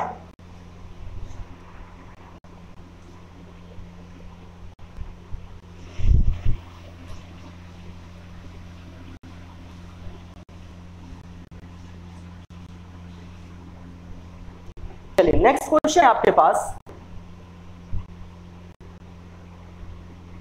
नेक्स्ट क्वेश्चन है अ sailor goes 8 kilometre downstream in 40 minutes. एक सेलर है जो कि 8 किलोमीटर डाउन स्ट्रीम यानी बोट चलाने वाला 8 किलोमीटर डाउन स्ट्रीम जाता है 40 मिनट्स में एंड रिटर्न इन 1 आवर। वहां पर एक चीज मिसिंग है बच्चों क्वेश्चन में, a sailor goes 8 kilometre downstream in 40 minutes and returns upstream in 1 hour. वहां पर नोट डाउन कर लीजिए कि जब वो वापस आता है तो वो अप स्ट्रीम से वापस आता है। Find the speed of the seller in still water and the speed of the current. तो सबसे पहले हम लोग ये बात समझ लेते हैं कि जब भी देखिए मान लीजिए ये आपकी नदी है, यहां पर अगर बोट का direction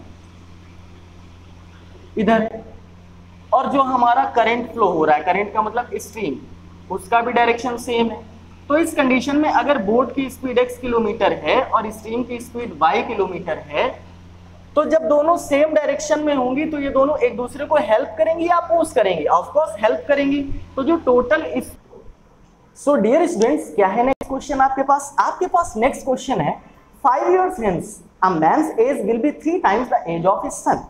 5 years ago the man was 7 times as old as his son. Find their present ages. उनकी प्रेजेंट एजेस फाइंड करनी है। तो सबसे फर्स्ट ऑल कंडीशन में आपको लेट करनी होगी दोनों की एज। तो चलिए लेट करते हैं। Let man's age is equals to x years, age of son is equals to y। अब इन दोनों के कंडीशन में सबसे पहले वो रिलेशन है हम उन्हें प्लेस करेंगे। तो सबसे पहला रिलेशन है 5 years ago। तो 5 years ago x minus 5 और ये हो गए y minus 5। इनका रिलेशन कहता है the man was 7 times as old as his son। तो यहां पर आपको 7 का मल्टीप्लाई कराना होगा ताकि ये दोनों क्वांटिटीज इक्वल हो जाए। x minus 5 is equals to 7y minus 35। x minus 7y is equals to minus 30। ये आ गई आपके पास कंडीशन नंबर 1। अब सेकंड कंडीशन क्या कहती है, सेकंड कंडीशन में वैल्यूज प्लेस कराइए। सेकंड कंडीशन कहती है 5 years hence, यानी आज से हम लोग बात करेंगे आफ्टर 5 years की। तो अगर आज आपकी एज 10 years है तो आफ्टर 5 years आपकी एज क्या होने वाली है, 10 + 5 15 years होने वाली है। कैसे फाइंड किया आपने, जब आपने 5 years अपनी करंट एज में ऐड किया। तो सेम कंडीशन, अगर मैन की एज x years है तो आज से 5 years के बाद क्या हो जाएगी, x + 5। Same condition y + 5। और इन दोनों का जो रिलेशन है वो कहा गया है आपसे the man age will be 3 times। तो यहां पर आपने 3 का मल्टीप्लाई करा दिया, ये हो गया x + 5 is equals to 3y + 15। अगर आप 3y को ट्रांसपोज करते हो तो नेगेटिव साइन का होगा और +5 को ट्रांसपोज करते हो तो ये भी नेगेटिव साइन का होगा। आपको सेकंड कंडीशन मिल जाएगी x - 3y is equals to 10। अब यहां पर आपके पास 2 लीनियर इक्वेशंस आ चुके हैं, अब इन्हें सॉल्व करना है। तो सबसे पहले x का कोएफिशिएंट देखिए। तो बोथ कंडीशन में x का जो कोएफिशिएंट है वो सिंगल है, 1 है। यहां पर साइन कैसा है, दोनों के साइन इक्वल है। तो जब दोनों के साइन इक्वल होंगे तो उस कंडीशन में आपको सब्ट्रैक्शन कराना होगा। तो यहां पर आप क्या कराएंगे, सब्ट्रैक्ट इक्वेशन 2 फ्रॉम इक्वेशन 1। आपको इक्वेशन 1 में इक्वेशन 2 सब्ट्रैक्ट कराना है। क्या है आपके पास equation 1, x minus 7y is equals to minus 30। आपके पास इक्वेशन 2 क्या है, x minus 3y is equals to 10। चलिए निगेटिव पॉजिटिव निगेटिव, इस कंडीशन में x की वैल्यूज कैंसिल आउट हो गई और यहाँ से आपके पास आ गया minus 4y is equals to minus 40 और y की वैल्यू आ गई आपके पास 10। चलिए y की वैल्यू जब आपके पास 10 आ गई तो आपके पास फर्स्ट इक्वेशन क्या था, x minus 7y is equal to minus 30। यहाँ पर y की वैल्यू प्लेस करा दीजिए, x minus 70 is equal to minus 30 और यहाँ से x की वैल्यू आपको मिल जाएगी 40। अब आपके क्वेश्चन में आपसे क्या पूछा गया था, आपके क्वेश्चन में आपसे पूछा गया था age of man and age of son. तो यहाँ पर जो मैन्स एज है वो x ईयर्स है जो कि किसके इक्वल हो जाएगी, 40 ईयर्स के। Age of son y years किसके इक्वल हो जाएगी, 10 ईयर्स के। और यही हो जाएंगे आपके final answers. So I hope students ये क्वेश्चन आपको बहुत ही अच्छे से समझ में आ गया होगा, बहुत ही क्लियर हो गई होगी आपको सारी की सारी चीजें। अभी तक आपने जो भी पढ़ा या जो भी सीखा है इस वीडियो में सारी चीजें आपको प्रॉपर्ली समझ में आ रही होंगी। तो आइए चलते हैं हमारे नेक्स्ट क्वेश्चन की तरफ और सीखते हैं कि अगर परसेंटेज का क्वेश्चन आएगा तो हमें कैसे सॉल्व करना है। चलिए नेक्स्ट क्वेश्चन की तरफ मूव करते हैं।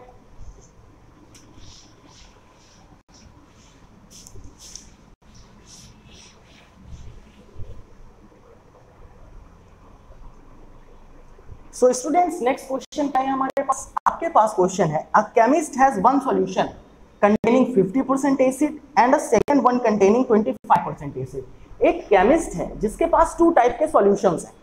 जो सॉल्यूशन 1 है उसमें 50% एसिड है, जो सॉल्यूशन 2 है उसमें 25% एसिड है। How much of each should be used to make 10 litres of 40% acid solution. अब उन दोनों को किस रेशियो में या किस अमाउंट में मिक्स किया जाए कि जो हमारा नया सॉल्यूशन बनता है, न्यू सॉल्यूशन 3 बनता है, वो 40% एसिडिक हो और जो टोटल उसका वॉल्यूम हो वो 10 लीटर्स होना चाहिए। तो कंडीशन क्या है आपके पास, कंडीशन आपके पास है कि सॉल्यूशन 1 50% एसिडिक है और जो सॉल्यूशन 2 है वो 25% एसिडिक है। चलिए अब आपको कहा गया कि इन दोनों के दोनों सॉल्यूशंस को मैच करिए, मिलाइए और सॉल्यूशन 3 बनाइए। और ये सॉल्यूशन 3 कितने परसेंट एसिडिक होना चाहिए, ये होना चाहिए आपके पास 40% एसिडिक। ठीक है, लेकिन आपसे कहा गया है कि इन दोनों को किस अमाउंट में मिक्स किया जाए कि ये जो रिजल्टेंट सॉल्यूशन बन रहा है ये टोटल 10 लीटर बने। तो आप लेट कर लीजिए कि ये जो सॉल्यूशन 1 है वो आपने x लीटर मिक्स किया और जो सॉल्यूशन 2 है वो आपने y लीटर मिक्स किया और इन दोनों को मैच करके आपने 10 लीटर का रिजल्टेंट सॉल्यूशन बनाया हुआ है। अब फर्स्ट कंडीशन, ये जो x प्लस वाई के अमाउंट मिक्स होंगे यही तो 10 लीटर फॉर्म करेंगे। तो फर्स्ट कंडीशन क्या बनेगी आपके लिए, फर्स्ट कंडीशन बनेगी x plus y is equals to 10। अब सेकंड कंडीशन क्या बनती है, सेकंड कंडीशन बनती है आपने x अमाउंट लिया है 50% एसिड का, तो ये होगा x into 50 plus y amount लिया है 25% एसिड का, तो ये कंडीशन होगी y इंटू 25। परसेंटेज कंपोजिशन है तो अपॉन 100 लगा दीजिए इज इक्वल्स टू। अब आपको फॉर्म क्या करना है, आपको फॉर्म करना है 10 लीटर्स ऑफ 40% एसिडिक सॉल्यूशन, तो ये हो गया 10 इंटू 40/100। अब जब आप इसकी कैलकुलेशन कराओगे तो 100 से 100 तो कैंसिल आउट करा दीजिए। देखिए 25 कॉमन भी मिल रहा है आपको, तो ये हो जाएगा 2x plus y is equals to, यहाँ से 400 आएगा और 400 में जब 25 आप डिवाइड कराओगे तो ये क्या हो जाएगा आपके लिए 16। ये हो गई आपके लिए कंडीशन नंबर 2। अब देखिए x के कोफिशिएंट्स तो डिफरेंट है लेकिन यहाँ पर y के कोफिशिएंट्स आपको इक्वल दिखाई दे रहे हैं। अगर y के कोफिशिएंट्स आपको इक्वल दिखाई दे रहे हैं तो उस कंडीशन में आप क्या करेंगे, उस कंडीशन में आप इन दोनों को सब्ट्रैक्ट करा देंगे। तो यहाँ पर आप लिखेंगे सब्ट्रैक्ट इक्वेशन 1 फ्रॉम इक्वेशन 2। क्या है आपके पास इक्वेशन 2, आपके पास इक्वेशन 2 है 2x plus y is equals to 16। 2x plus y is equals to 16। Equation 1 क्या है आपके पास, आपके पास इक्वेशन 1 है x plus y is equals to 10। चलिए जब आप सब्ट्रैक्शन कराएंगे तो आपको साइन चेंज करने होंगे, माइनस माइनस माइनस, उस कंडीशन में y की वैल्यू कैंसिल आउट हो गई। 2x माइनस x ये मिल गया आपको x, 60 माइनस 10 ये आपको मिल गया 6। x की वैल्यू आपके पास आ गई 6। अब अगर x की वैल्यू आपके पास 6 आ गई है तो यहाँ से इजीली कंडीशन में y की वैल्यू भी फाइंड आउट कर सकते हैं। हाउ, कैसे, आपके पास इक्वेशन 1 था x plus y is equals to 10। x की वैल्यू अगर आप 6 प्लेस करते हैं तो उस कंडीशन में आपके पास y की वैल्यू आ जाएगी 10 माइनस 6 इज इक्वल्स टू 4। अब क्वेश्चन में आपसे क्या पूछा गया था? क्वेश्चन में आपसे पूछा गया था सॉल्यूशन 1 एंड सॉल्यूशन 2 को किन अमाउंट्स में मैच करना है। तो यहाँ पर आपने लिख किया था कि जो सॉल्यूशन 1 है वो आपको x लीटर्स एंड सॉल्यूशन 2 आपको y लीटर्स आपस में मिलाने होंगे, ताकि आपका जो सॉल्यूशन 3 है वो 10 लीटर्स का बन जाता है। तो उस कंडीशन में x litre is equals to x की वैल्यू 6 है, तो सॉल्यूशन 1 आपको मैच करना होगा 6 लीटर्स एंड सॉल्यूशन 2 आपको मैच करना होगा 4 लीटर्स। ये हो गया आपका फाइनल आंसर। सो स्टूडेंट्स, आपको ये भी बहुत ही अच्छे से समझ में आ गया होगा, बहुत ही क्लियर हो गई होगी सारी की सारी चीजें। आइए मूव करते हैं अपने नेक्स्ट क्वेश्चन की तरफ। और उस क्वेश्चन में हम लोग देखते हैं कि कुछ ज्योमेट्री बेस्ड क्वेश्चन होते हैं वो कैसे पूछे जाते हैं और उनके एंगल्स का रेशियो हम लोग कैसे सॉल्व करते हैं। आइए मूव करते हैं अपने नेक्स्ट क्वेश्चन की तरफ।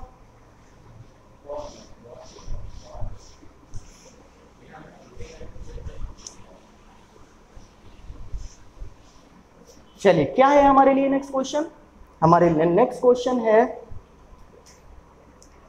देखिए यहां पर आपको क्वेश्चन दिखाई दे रहा होगा। ये क्वेश्चंस आपने बहुत बार सॉल्व किए होंगे, लेकिन लीनियर इक्वेशन से फर्स्ट टाइम आप सॉल्व कर रहे हैं। तो आइए सीखते हैं कि कैसे लीनियर इक्वेशन की हेल्प से इस क्वेश्चन को हमें सॉल्व करना है। क्वेश्चन है आपके पास, the larger of the two supplementary angles exceeds the smaller by 18 degree, find them. आपसे कहा गया है कि जो टू एंगल्स हैं जो सप्लीमेंट्री एंगल्स हैं। ओके, ये बात तो क्लियर हो गई आपके पास। फिर आपसे कहा गया है कि जो लार्जर एंगल है वो सेकंड वन से 18 डिग्री ग्रेटर है, ज्यादा है। तो उस कंडीशन में अगर आप फर्स्ट एंगल लेट कर लेते हो x, फर्स्ट एंगल x हो गया आपके लिए और सेकंड एंगल आपने लेट कर लिया y, ठीक है। अब क्वेश्चन आपसे कह रहा है टू सप्लीमेंट्री एंगल्स। तो सप्लीमेंट्री एंगल्स क्या होते हैं? ऐसे एंगल्स जिनका सम होता है 180 डिग्री। तो कंडीशन नंबर 1 आपके पास हो जाएगी x + 1 = 180 डिग्री। ये हो गई कंडीशन नंबर 1।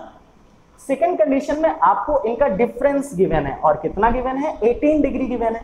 तो उस कंडीशन में x - y = हो जाएगा आपके पास 18 डिग्री, कंडीशन नंबर 2। अब आप देख रहे होंगे कि यहाँ पर x y दोनों के कोफिशिएंट्स इक्वल हैं, y के तो साइन भी अपोजिट है, तो आप दोनों के दोनों इक्वेशंस को ऐड कर सकते हैं। तो यहाँ पर आप लिखेंगे ऐड इक्वेशन 1 एंड इक्वेशन 2। जब आप ऐड करेंगे तो आपको क्या मिलेगा? x + y = 180 degree and x - y = 18 degree. जब आप इन्हें ऐड करेंगे y का रेशियो कैंसिल आउट हो जाएगा, 2x = 198 डिग्री। यहां से x की वैल्यू आ गई 99। जब x की वैल्यू आपके पास 99 डिग्री आ गई और यहां पर आपको पता है x + y का रिलेशन है 180 डिग्री, x की वैल्यू आप ऑलरेडी फाइंड कर चुके हो 99 डिग्री। तो यहां से आप y वैल्यू इजीली फाइंड कर सकते हो। कैसे? 180 डिग्री में 99 लेस कर, जब आप 180 डिग्री में 99 लेस करेंगे तो ये कंडीशन आपके पास हो जाएगी 81 डिग्री। चलिए, अब आपके पास फर्स्ट एंगल क्या था? फर्स्ट एंगल था x। सेकंड एंगल क्या था? सेकंड एंगल था y। तो फर्स्ट एंगल आपके पास x की वैल्यू क्या आई है? x की वैल्यू आई है 99। तो ये फर्स्ट सप्लीमेंट्री एंगल हो गया आपके लिए 99 degree and second supplementary angle हो गया आपके लिए 81 डिग्री। और यही हो गया आपके लिए final answer. So dear students, ये जो चैप्टर था हमारे पास लीनियर इक्वेशन इनटू वेरिएबल्स, हम लोगों ने इसके 1 बाय 1 सारे के सारे कॉन्सेप्ट सीखे हैं, 1 बाय 1 सारे के सारे क्वेश्चंस किए हैं। तो एक बार अगर हम लोग रिवाइज करते हैं तो सबसे पहले हमने क्या सीखा? सबसे पहले हम लोगों ने सीखा कि इस चैप्टर में कौन कौन से मेथड्स हैं लीनियर इक्वेशन को सॉल्व करने के।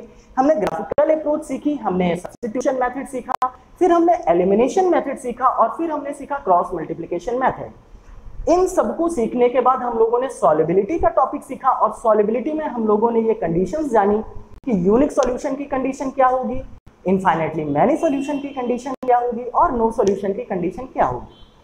देन आफ्टर हम लोगों ने ये भी डिस्कस किया कि जो लैंग्वेज बेस्ड क्वेश्चंस होते हैं वो कौन कौन से मेन टॉपिक से बनते हैं। उन सारे के सारे टॉपिक्स को हम लोगों ने डिस्कस किया और उनसे रिलेटेड क्वेश्चन भी सॉल्व किए। सो ये पूरा का पूरा वीडियो आपको बहुत अच्छे से समझ में आ गया होगा और बहुत ही हेल्पफुल होगा आपके एग्जाम के लिए। तो इस वीडियो को ज्यादा से ज्यादा अपने फ्रेंड्स के साथ शेयर करें और अगर ये वीडियो आपको पसंद आया हो तो इसे लाइक करें, सब्सक्राइब करें और अगर पसंद नहीं आया है तो बेझिझक आप इसे डिसलाइक कर सकते हैं।